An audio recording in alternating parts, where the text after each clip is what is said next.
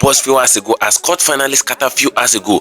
Court full because they grant the bail of Nnamdi Kanu few hours ago. They make the ruling that Nnamdi Kanu must be discharged and be released and go back to his home in the Biafran land few hours ago. The DSS couldn't retrace the ruling and all of that. Biafrans storm everywhere because nobody ever expected that Nnamdi Kanu can be granted bail at this time of the year because they've held him back for over 2 years in DSS custody. Now Nnamdi Kanu finally going home. Come and see the way Biafrans are jubilating. I'd like us to stay connected to the end of this video. If you can share the video, just do well to share it. Share it to the social media platforms. Let it go viral. And if you can share it, just like it as you're watching it. Like it, give it a thumb up. They finally released Nnamdi Kanu back to the Biafran land. Just stay connected. I'm coming back again.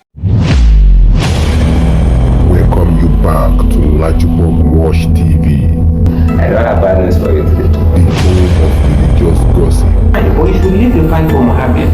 What is happening in the Christendom? Join now to make sense with LAJUPOG. Hello my great and wonderful viewers, welcome back to LAJUPOG TV. For those of you coming across this channel for the very first time, just endeavor to click the red subscription button appearing on your video screen, and at the same time click the notification bell icon so that whenever we drop a new video, a new update regarding what is happening in the Biafran and the political zone, YouTube will easily let you to know. Kasala boss few hours ago, as the court full few hours ago, they have been making the ruling of Nnamdi Kanu for over 2 years now. The court have been making ruling in several locations that Nnamdi Kanu must be released because the count of charges that they charged against him, the court is making it clear and bold that this man is not guilty of the offense that is being leveraged against him and all of that. They charge him for terrorism and all of that, but yet the court said he's not guilty of all these offenses and all. Now, Nnamdi Kanu have been granted bail a few hours ago. The court have discharged all the petitions that they put against him. Now, they said Nnamdi Kanu can now go to the Biafran land peaceably and all of that. That's what is happening now. That's the news that is out there. A lot of Biafrans actually stormed the court more than ever before. They have been making the ruling and a lot of people have not been there, but come and see the way the court was full few hours ago. They said Nnamdi Kanu is liable to go home now and no DSS should hold him back. That's the ruling up there. So I'd like us to stay connected to the end of this video. If you can share the video, just do well to share it. Share it to the social media platforms. Let it go viral. And if you can share it, just like it as you're watching it. Like it, give it a thumb up so that it will be recommended for us. Simon Ekpa have been doing everything possible just to ensure that they release Nnamdi Kanu. They have write petition to different European Union and all of that. They have write petition to different people so that Nnamdi Kanu can be released, but yet they did not release Nnamdi Kanu since then. But come and see what happened. Biafrans are jubilating. Samuel Ekpa jubilated few hours ago after the news breaker that Nnamdi Kanu had been released. It was few days ago that the court that they granting the ruling of Nnamdi Kanu and all of that, the judge that was in charge of the case resigned. He said he cannot continue on the case of Nnamdi Kanu because according to report, the judge has been facing a lot of difficulties and all of that because he believes that the case of Nnamdi Kanu is not case, and the court have been doing everything possible to just ensure that Nnamdi Kanu leave. But the DSS, according to report, they said they taken order from some political elite, and by so doing, they did not allow Nnamdi Kanu to go. But a few days ago, the judge that is in charge of Nnamdi Kanu case resigned. He said he's no more interested in the case of Nnamdi Kanu again. And as if that is not enough, a new judge came in. They appointed a new judge on the case of Nnamdi Kanu. But come and see what the judge did few hours ago. A lot of people will be looking out to December 2 that Simon Ekpa made mention of that they're going to liberate Biafran from Nigeria. Simon Ekpa came out and said December 2, that is in few days time, that is when Biafra will be liberated. And he said they have two objectives. That was what Simon Ekpa said. He said they had two objectives in that December 2. He said the first objective is to legitimize Nigeria to Biafrans, and the second objective is to legitimize Biafran and they must approve it and all of that. And this guy have been making a lot of moves, doing everything possible that Biafran should stand. They have been doing everything possible just to ensure that the Americans and the European Union stamp the Republic of Biafra in place and it must come to stay. That's what Simon Ekpa have been doing, and that is what they have been saying on media. And I said that it's not enough. Simon Ekpa stand on that December 2, and a lot of people are putting their eyes that it is that December 2 that Nnamdi Kanu will be released and all of that, because the news actually broke out that December 2 will be the day that Nnamdi Kanu will be released. But nobody ever never know how it actually wanted to happen. But Nnamdi Kanu has finally been discharged few hours ago. I will play you the full video in this very video. You will see everything the way it goes. You will see what Nigerian courts did, and you will see what the judge did few hours ago as far as Nnamdi Kanu case is concerned. And that's what got a lot of Biafrans happy as they stormed the court few hours ago and all of that. Now, for the words of Simon Ekpa not to come true, Nigerian government actually make the move on how they will actually arrest Simon Ekpa from Finland. You know, it's normally news that Simon Ekpa stayed in Finland. He based in Finland since when the struggle of Biafra agitation started and all of that. And a lot of petitions have been to the Finland government that Finland government should release Simon Ekpa and discharge him back to Nigeria so that they can easily apprehend him and all of that, the way they actually apprehended Nnamdi Kanu from Kenya. You know, it's normally news that a few years ago, that was around 2 years plus, they arrested Nnamdi Kanu from Kenya and they brought him to Nigeria because Kenya is actually an African country and all of that. But Finland is an European country, and they've been writing petition to Finland to release Simon Ekpa so that they can arrest him the way they arrested Nnamdi Kanu, so that his December 2 words will not come true. His December 2 declaration of Biafra will not come true.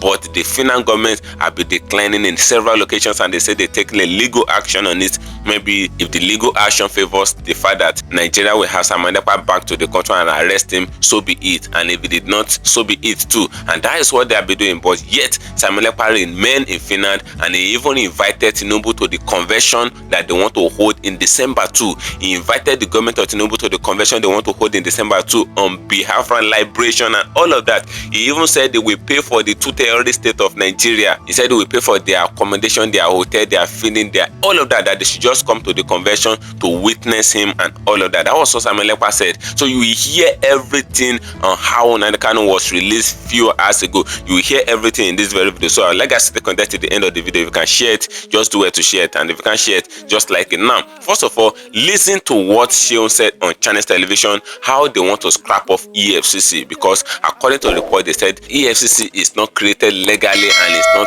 constitutionally backed up and all of that. And that is why they have been doing all manner of operations that is illegal and all of that. Now, you will hear from Sheon of Chinese, and within the video, you will hear what the judge said regarding the ruling of Nnamdi Kanu and how Nnamdi Kanu was released. Just stay connected. I'm coming back again. The Economic and Financial Crimes Commission, EFCC, is under threat. The suit was instituted by the Kogi State government and 15 other states, and is contesting the constitutionality of the laws establishing the EFCC. The Supreme Court has scheduled that it will hear that matter on the 22nd of October on these suits filed by the 16th state government challenging the legality of the EFCC. Meanwhile, we have seen the opinions of a prominent senior lawyer and former NBA president, Mr. Olisa Agbakoba, who drew the attention of the National Assembly to constitutional issues relating to law enforcement agencies in Nigeria and factors inhibiting the government's objective of abolishing corruption as stated in Section 13 of the Constitution. Well, in 2 separate letters, Mr. Olisa Agbakoba wrote to the National Assembly, to the Senate and the House of Reps on a letter dated 14 October 2024, and he has said the Economic and Financial Crimes Commission was an unlawful organization which he believed was unconstitutionally established. He said, quote, I very strongly believe the EFCC is unconstitutionally established. The powers under which it was established go beyond the powers of the National Assembly. The EFCC is an unlawful organization. That's according to Mr. Olisa Agbakoba, a former NBA president. Meanwhile, human rights activist and lawyer Femi Falana has written to the president of the Senate, Senator Godswill Akpabio, and the Speaker of the House of Representatives to oppose the view expressed by the ex-president of the Bar Association, Olisa Agbakoba, regarding the legal status of the EFCC. To get more clarity and insight into this, I have joining me Mr. Femi Falana, Senior Advocate of Nigeria. It's live for us in Lagos. It's good to see you tonight on the program, Mr. Falana. Nigerians would like to know your views because you have said you do not agree with the stance of Mr. Olisa Agbakoba, who says that the formation or the establishment of the EFCC is on a faulty ground. Well, with profound respect to my very good friend and colleague, Dr. Olisa Agbakoba, it's not a new argument, really. When the ICPC was established in the year 2000, there was a case instituted by the Ondo state government against the federal government, and all the other states were defendants. In that case, the Supreme Court subjected the Establishment Act of the ICPC to a serious constitutional interpretation, and came to the irresistible conclusion that by virtue of Section 15 subsection 5, which has imposed a duty on the Nigerian state to fight corruption, the ICPC was properly created by the National Assembly in exercise of its powers under Section 4 of the Constitution. In like manner, the EFCC was also created by the National Assembly to fight other economic and financial crimes. And we must not forget the fact that Nigeria is not operating on its own alone. By the year 2001, Nigeria had been blacklisted by the Financial Action Task Force, FATF, otherwise called Groupe d'Action Financière in French. This body had blacklisted 23 countries for not cooperating enough in the global fight against money laundering. And that each of these 23 countries will have to put in place an agency or a commission to fight money laundering, advanced fee fraud, and other economic crimes. And that was why the EFCC Act was drafted and sponsored by the executive in 2002. As a matter of fact, the law was enacted in 2002. The EFCC was established consequently in April 2023. Again, by 2004, 2003, by 2004, the law was amended to take care of other concerns. For me, the ICPC and the EFCC, like the Code of Conduct Tribunal, have come to state what we should be demanding are measures to make these institutions autonomous, not under the control of any government. And the Supreme Court has maintained rather repeatedly with respect to the EFCC, that, or the EFCC and ICPC, that these are common agencies, not that shouldn't be under the control of the federal government. They are common agencies to fight economic crimes in our country, to fight financial crimes in our country, to fight corruption in our country. So, Mr. Falana, apologies, if I may jump in quickly. There are those who will say, yes, some of these anti-graft agencies have come to stay. They've been established, they've been doing their jobs. But the question will be, is it established in law that the processes through which they were established in the first place was faulty? Guarantee that they have been established. No. But can we say that next time, are we able to learn that the EFCC, for example, was wrongly or faultly established against the constitution of the federal government, considering the processes through which such an establishment should be put in process in the first place? I am saying, Sheung, the EFCC and the ICPC were established the same way. It was the executive that sponsored the bill under the Olusegun Obasanjo administration. One was established, the law was enacted in 2000, the other one in 2002, amended in 2004. So it's the same method, i.e. anchored, the two bodies were established in pursuance of the duty imposed on the Nigerian state under Section 15 subsection 5, that the Nigerian state, Nigeria shall abolish all corrupt practices and abuse of power. The continuous detention of Nnamdi Kanu is finally put to end because Nnamdi Kanu has been discharged and acquitted. So I will play the video of what the lawyer actually said. He was even praying, stated a lot of things that he passed through just to see that Nnamdi Kanu is discharged and acquitted. So before I will play that video, Ekpa also revealed something strange. Revealed two people who has been behind the continuous detention of Nnamdi Kanu. He mentioned Uchechi and Ejiafo. He mentioned these two people. You can see his post. He posted this on his verified Twitter page. So it is a good news to hear that Nnamdi Kanu is discharged and actually acquitted. You understand? It is a very, very good news. When I saw the news, I was happy. I stated outrightly that on the 17th of October, Nnamdi Kanu is going to be free, but I think it is even happening before that date. You understand? Because the Court of Appeal gave Nnamdi Kanu to come back on the 17th of October, but to my greatest surprise, Nnamdi Kanu is now discharged and acquitted. That's what they are trying to say. Nnamdi Kanu is now a free man. So it's now remaining for us to just hear tomorrow, you understand? But for now, Nnamdi Kanu has been discharged according to his lawyer. I will play the video for you to watch by yourself. You observe everything the lawyer said, the way he was, thanking God. Like, the frustration they display at that particular point shows that these people have passed through a lot, you understand, and they are showing the frustration that Nnamdi Kanu has actually suffered in the hand of DSS. It is time for him to be free. It is time for him to be released. So without wasting much of time, I want you to watch the video. And before you go to the comment section to comment anything, please watch the video to the end. You understand? Before you go to the comment section to say anything, watch the video to the end so that you observe everything and get the information right. So when you are sharing your comment, people also coming there to share their comment will not be looking at you that this person did not actually watch the video, because it do happen. That's why I'm saying it. So try to watch this video I'm about to play to the end.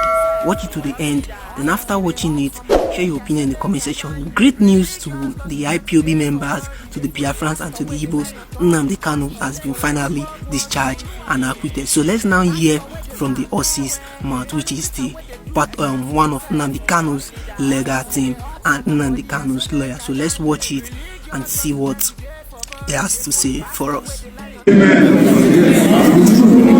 I said yesterday, today, tomorrow, and forever. Amen. The Alpha and Omega. Amen. The beginning and the end. Amen. The first and the last. Amen. The unmoved mover. Amen. The uncaused cause. He who decides and no one can say no. Once he opens the door, no one can lock it. I thank you, Lord. I thank you, God. I give you all the power and glory. A full adoration. Amen. Now and forever. Amen. Forever. Amen. Thank you, Jesus. Thank you, Jesus, for getting Nnamdi Kanu out. There will be peace in Nigeria. There will be peace in Igbo land, among the Indigos, among the allied groups, by the grace of God. Other ethnic groups in Nigeria will have some breathing space, and Nigeria belongs to God. God bless this court. God bless the judiciary. God bless their judgment. In the mighty name of Jesus. So, sir, can we get your reaction to the judgment of the court? For my reaction already. That's my reaction. Yes, can you talk to Nigerians about as to what happened today? It is one of those things that you can say is ineffable. It is indescribable. It is only God that can fathom it, because its depth and breadth, its plenitude and amplitude are too wide, too complex for any human understanding. Nnamdi Kanu was today discharged of all the remaining seven counts that the lower court was wrong. There was one fundamental issue on which the court today called this judgment, this intermediate court. And that is that the lower court never evaluated the mountain of evidence placed before it regarding the forceful capture, kidnap, torture, and extraordinary rendition of Nnamdi Kanu from Kenya back to Nigeria on the 26th of June, 2021. The lower court glossed over it.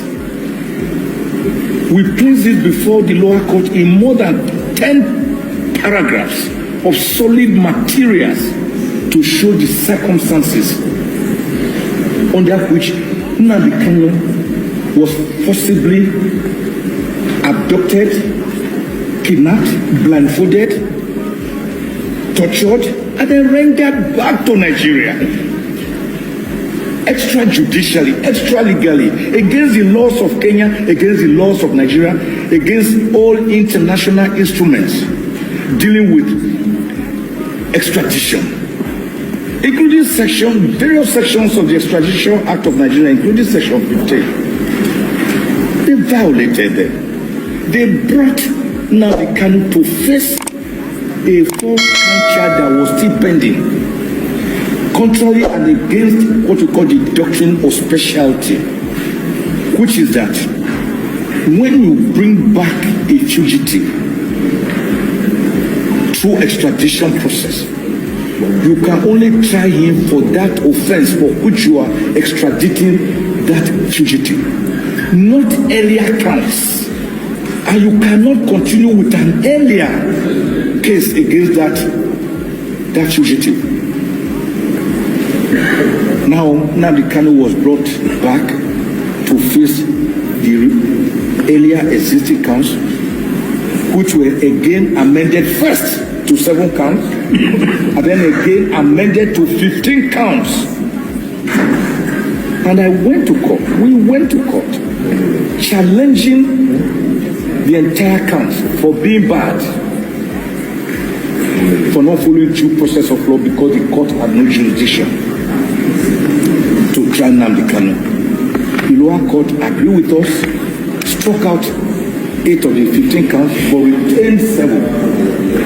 It is those 7 that we appealed against to this Court of Appeal. And today, the Court of Appeal agreed with us, and in very strong words from Justice Adefope Okojo, who read the lead judgment to the presiding justice of the Court of Appeal here, Justice Jumai Sanki, who wrote a very lengthy contributory judgment, but agreeing to the Honorable Justice Ebiowe extradition.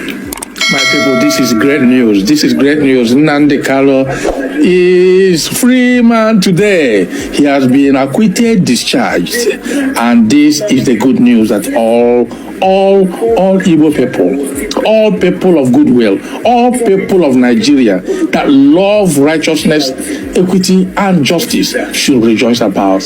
Congratulations, all of you, ministers and prayer warriors who have been praying over this matter. It is happening right now.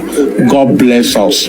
God bless us. Mr. Bolano, the legal argument, apologies, sir. Mr. Bolano, the legal argument is whether or not the federal government can imposingly establish these without the consent of the state, which according to the Constitution has to be carried along.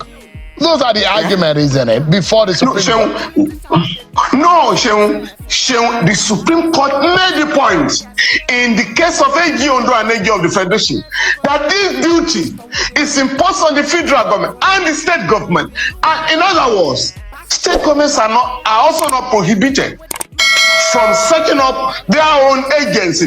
The Kano state government has done that since the time of, I think, of Governor Shekalau, and that body is fighting corruption.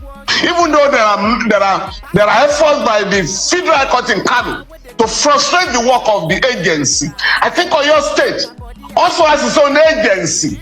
Even Lagos State enacted its own law. The body has not been put in place. So the state government are also required to set up their own anti-corruption agencies. If they so desire, these bodies are to work with the EFCC and the ICPC so that the menace of corruption and other economic crimes in our country can be frontally attacked. But you know, this battle is ideological. We are talking of big people, former governors, sitting governors, president, and the rest of them. But nobody is talking of the poor. Today in Lagos, and this has not interested your medium. Today in Lagos, 22 young people were arrested for trying to lay a wreath in memory, in honor of those who were killed in Lekki or in Lagos State during the NSAS protest in 2020. On Tuesday, about 76 Nigerians are going to be charged with treasonable felony for protesting against worsening economic conditions in the country. But it's only when it concerns the rich or the bourgeoisie. Oh, this law meant to fight corruption is illegal. This law meant to fight money laundering is illegal. But I am saying the Supreme Court has made the point.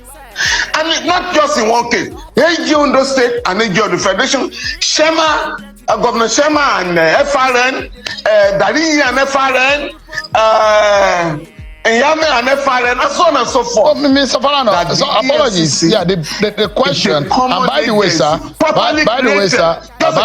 properly created to fight.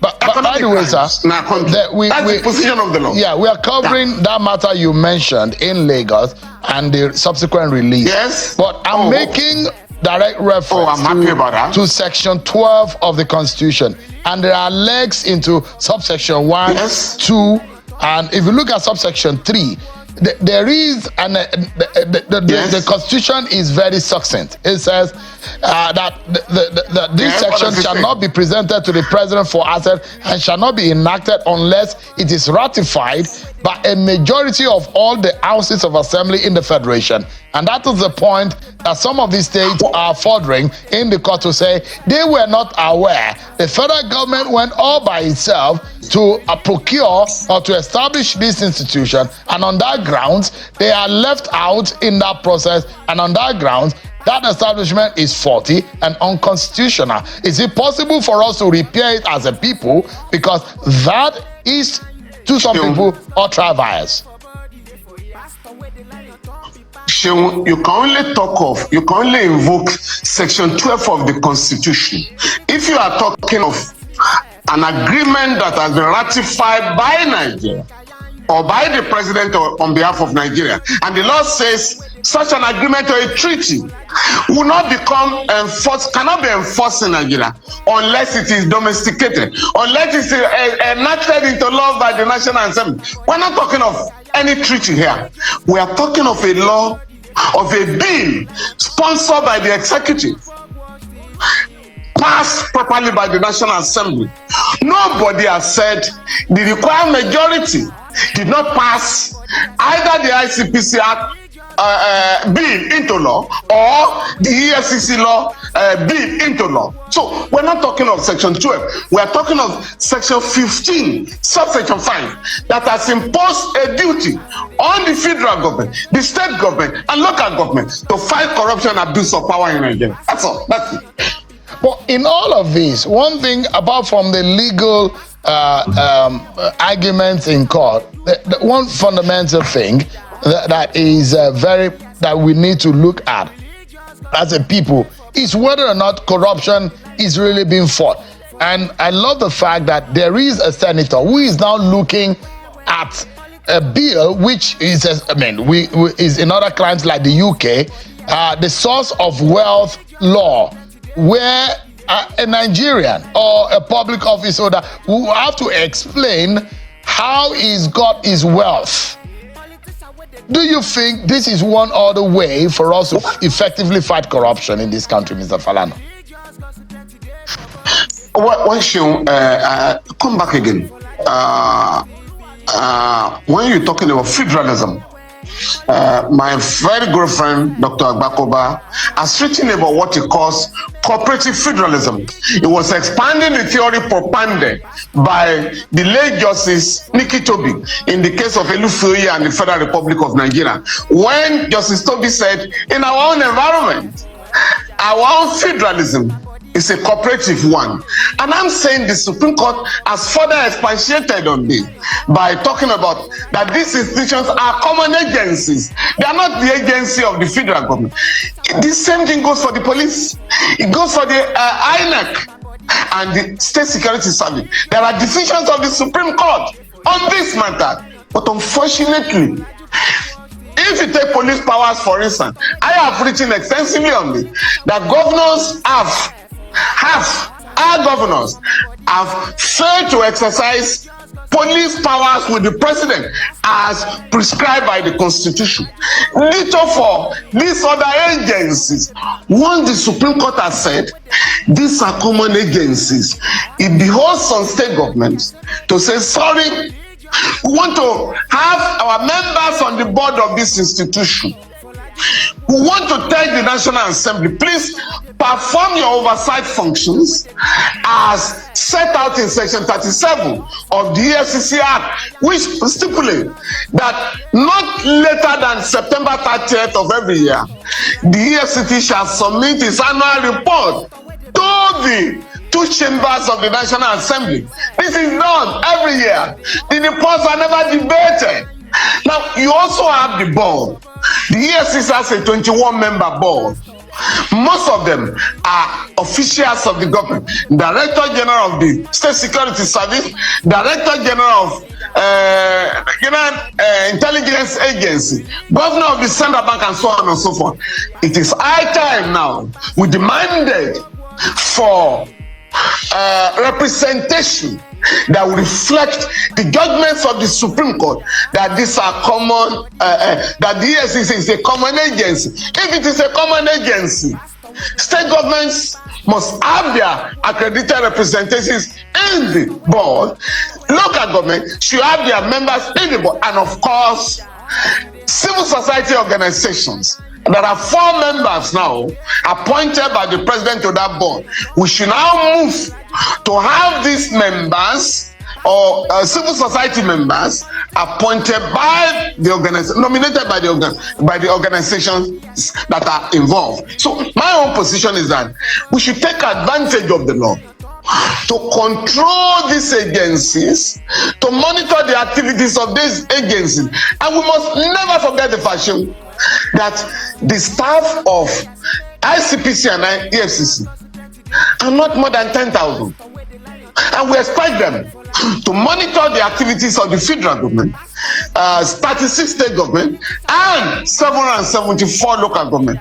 And that is why we should, it's not about, yes, it's good, we once had the law that once you are charged with unlawful enrichment, the onus was on you to prove that your money, your wealth has been earned legitimately. It was also the National Assembly that amended that law to remove that provision. I'm talking of the Supreme Court endorsed that provision in the case of Daodu and the Federal Republic of Nigeria. But the National Assembly members, I think in 2012 or thereabout, decided to remove that provision. If the concerned legislator wants to reintroduce that section, that would be very good. But what is important is for Nigerians to own the anti-corruption campaign, because the majority of our people are victims of corruption, monumental corruption. Thank you for staying connected, my great and wonderful viewers. You have heard from the horse mouth yourself. You know, a lot of people never believe that Nnamdi Kanu have been discharged and acquitted. You know, according to the video that I just finished, well, you can hear from the lawyer yourself. They said it bold and clear. They even trying to thank the prayer warriors and the ministers of God that have been praying on behalf of Nnamdi Kanu, and all of that. They are being interceded for him so that he can be released, because it's not easy for someone to be in the DSS detention for over 2 years. Do you know since when they arrested Nnamdi Kanu from Kenya. They arrested Nnamdi Kanu from Kenya since the regime of Muhammadu Buhari, and yet now that man still remains in the DSS custody. And according to reports, he had been victim of the fact that they did not allow him to have good access to medical cares and all of that. And he had been victim of a lot of sicknesses and all of that, but yet they did not allow him to go. The court make rulings in different occasions, in different ways. The court said that they should release him and they should let him to go. But according to reports, the DSS is taking order from some political elite. According to what Nnamdi Kanu himself said, they taking order from some political elite, and according to what the lawyer of Nnamdi Kanu said, they taking order from some political elite, and they are overruling the court order. They not respecting the court order again, and that is what is happening. And they keep trying this guy, and according to report now, they said they've removed some of the counts that is charged against him. The petitions they filed against him, they have scrapped it off. I have to tell you that this man is not guilty of anything, and this man, according to report, is just an agitator of Biafra. You know, Simon Ekpa and Nnamdi Kanu, they work in a hand to just ensure that Biafra Republic stand, Biafra nation stand, and that's what they agitating, because they feel like they fed up with the presentation of Nigeria, they fed up with Nigeria state as a whole, they fed up with the Nigerian government, because they believe that the Nigerian government is not doing anything reasonable and they're not benefiting anything from the Nigerian government. That's what these guys have been saying, and they've been saying that right from the time of Muhammadu Buhari in office. They said they are not okay with the presentation of Nigeria, that they as an Igbo is occupying more than 6 states or 7 states in Nigeria,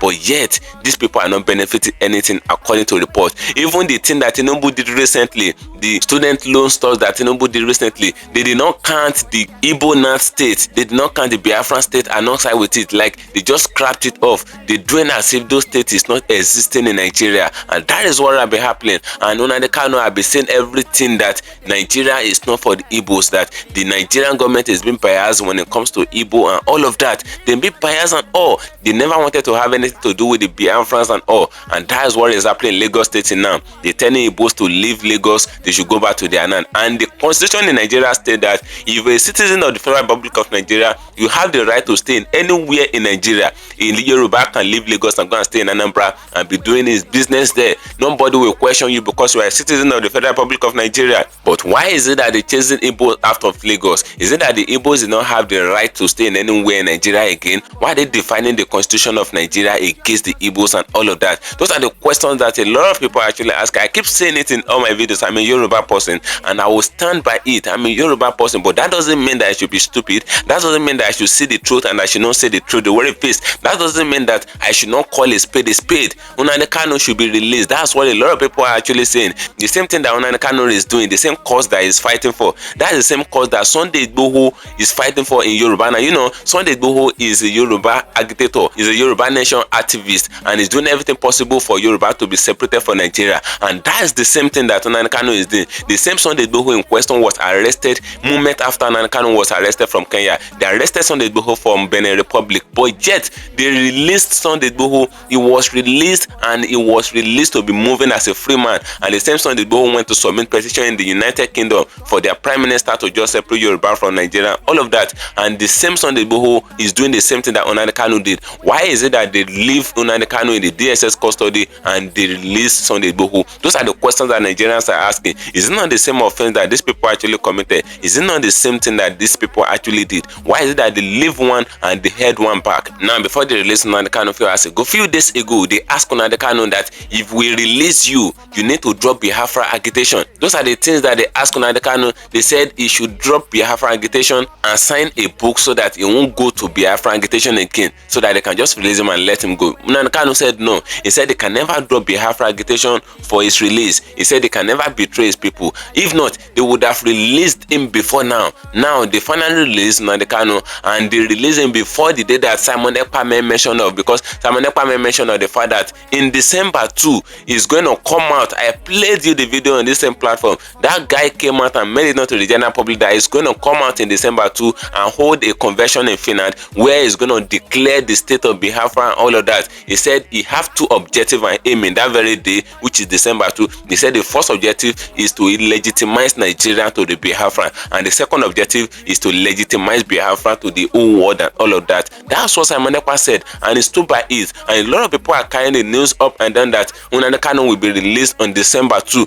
but it did not even get to December 2 that they've withdrawn all the charges against him. Even the judge that was in charge of the case of Nnamdi Kanu before resigned. The judge resigned, said they can't continue with the case of Nnamdi Kanu again, that he's tired of it. And according to reports, they brought a new judge, and that new judge finished the ruling. They scrapped all the petitions and all the counts against him in the court of law. Now they said Nnamdi Kanu is not a free man. Now they're not appreciating everyone that stood for Nnamdi Kanu in course of the trial, in course of the 2 years plus in detention and all of that. They're thanking the prayer warriors that they not relent on their prayers for Nnamdi Kanu so that he can be released. Now they said Nnamdi Kanu is not a free man. So what do you guys think? Drop your opinion in the comment section on this video. Drop a comment. Feel free, say your mind at the comment section on this video. Feel free, say your mind, as I'm gonna get another update for you. And share, follow me on my social media handles on Facebook at LAJUPOG TV, LAJUPOG Entertainment, and on Instagram at LAJUPOG.